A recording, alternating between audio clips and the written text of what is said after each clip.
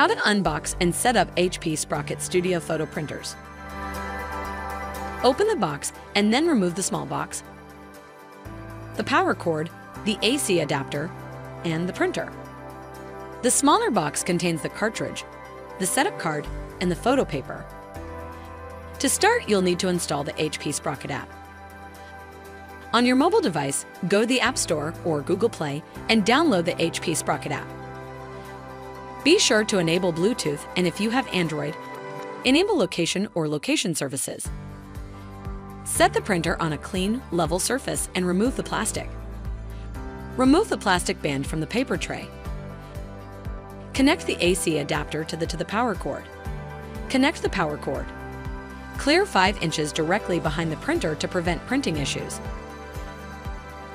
Press and hold the power button until the status indicator light turns on.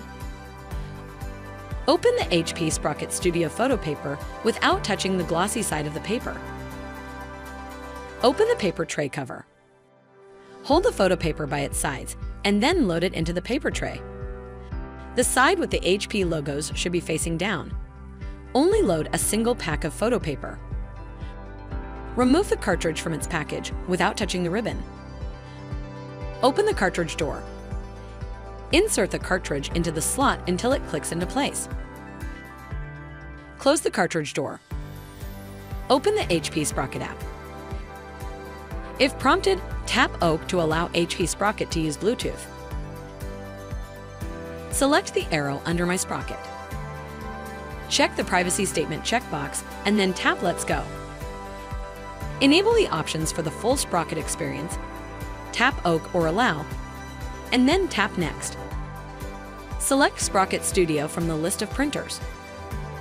Scroll through and follow the printer setup instructions, and then select Next. Select your printer, and then if prompted, tap OK or Next.